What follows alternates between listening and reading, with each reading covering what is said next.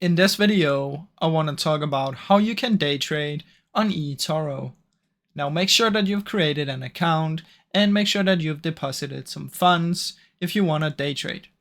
Now day trading basically means that you're trading within the same day, so the trades are very short and it's not like a few weeks. So you're gonna make a trade and then you're gonna close it within the same day. So how you can do this is you just want to head over to eToro, go to Discover on your watch list and select anything that you want to trade. In this case, let's say you want to do currencies, which is Forex trading.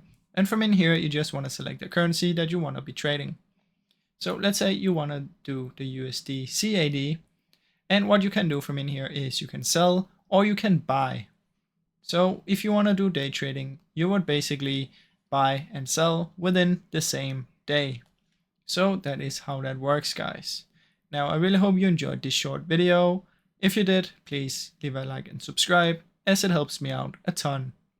Thank you so much for watching.